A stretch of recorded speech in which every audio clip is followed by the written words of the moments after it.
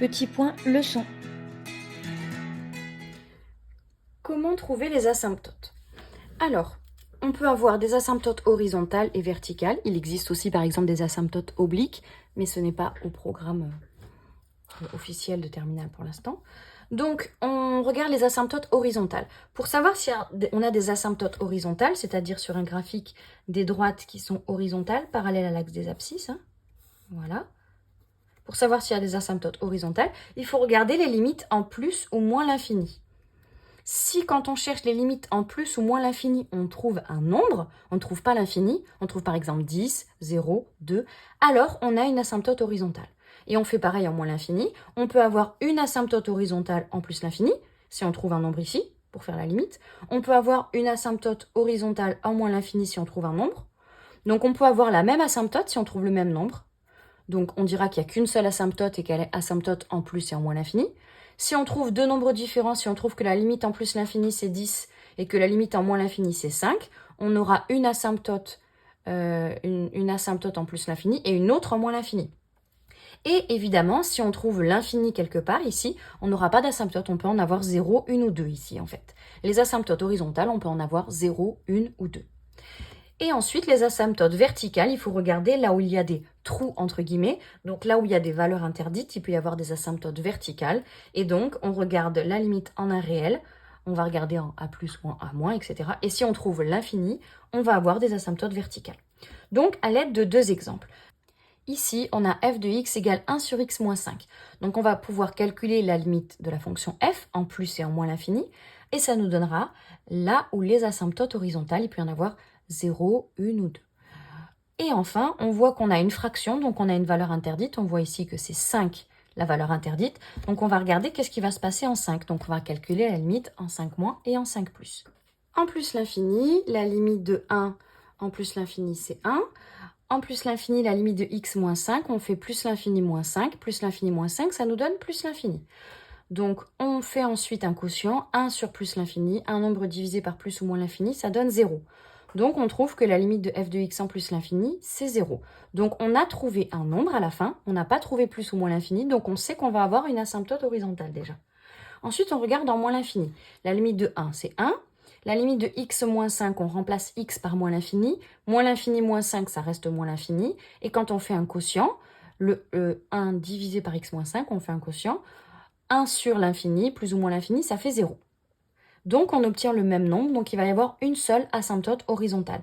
Si ici, on avait trouvé 2 comme nombre, il y aurait une asymptote horizontale d'équation y égale 0, en plus l'infini, et une asymptote horizontale d'équation y égale 2, en moins l'infini. Là, ici, on n'en a qu'une, et pareil, si ici on avait trouvé plus l'infini, il n'y aurait pas d'asymptote horizontale en moins l'infini, il n'y en aurait qu'une en plus l'infini. Mais là, comme on a trouvé le même nombre, la droite d'équation y égale 0 est asymptote horizontale ACF en plus et en moins l'infini. Ensuite, on va faire en 5. Donc en 5, la limite de 1, c'est 1. La limite de x moins 5, on remplace les x par 5. Donc ça fait 5 moins 5, ça fait 0. Donc, si vous n'êtes pas à l'aise avec les limites en 5 comme ça, vous regardez la vidéo, déterminer la limite d'une fonction en un réel a. Et ça va vous aider là-dessus. Donc là, une fois qu'on a 0, on met un petit plus ici, on cherche la limite en 5 plus. Donc on remplace x par un nombre un peu plus grand que 5, donc par exemple 6. 6 moins 5, ça fait 1. C'est un nombre positif, donc ça fait 0 plus. Et quand on fait par quotient, un nombre sur 0 en limite, ça tend vers l'infini.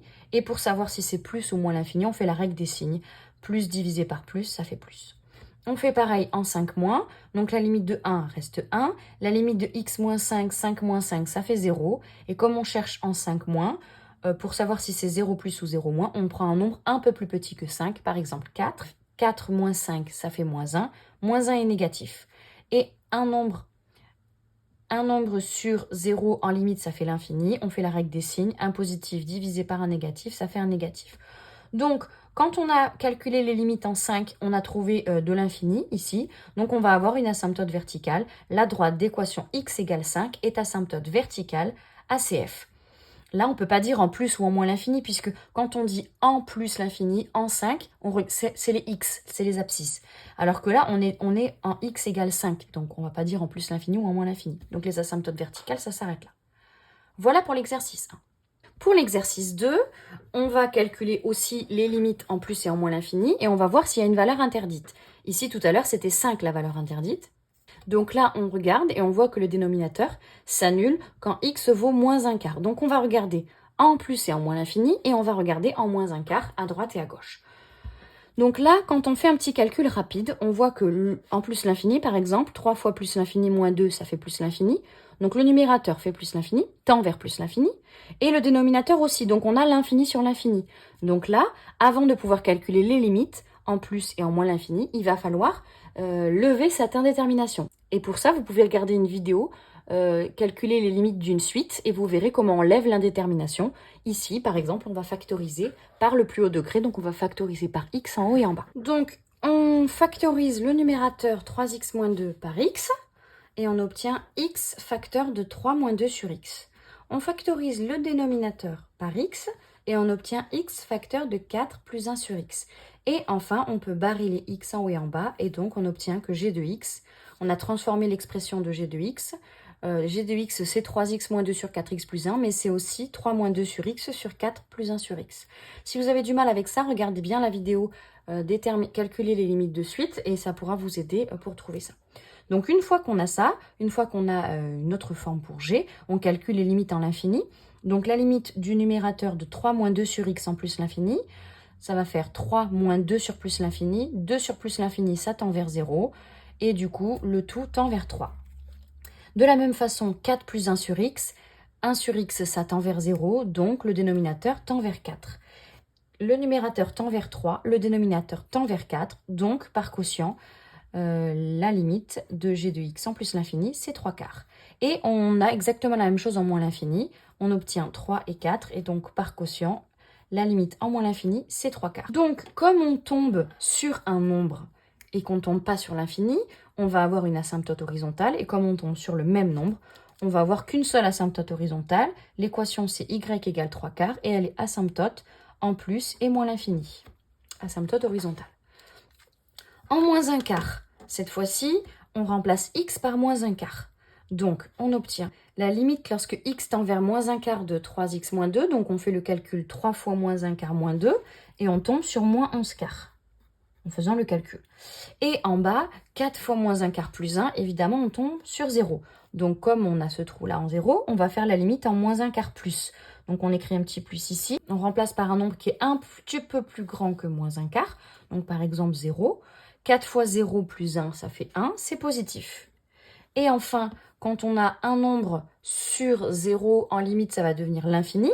Et on regarde la règle des signes, moins un quart, 0 plus, on a un négatif divisé par un positif, ça nous donne un négatif. On fait la même chose en moins un quart moins, donc on calcule 3x moins 2 quand x tend vers moins un quart et on tombe sur moins 11 quarts. Ici, on tombe sur 0 aussi, donc on va regarder la limite en moins un quart moins. On va prendre un nombre x qui est un peu plus petit que moins un quart. Par exemple, moins 1, c'est un peu plus petit que moins un quart. Donc 4 fois moins 1, moins 4. Moins 4 plus 1, moins 3, c'est négatif.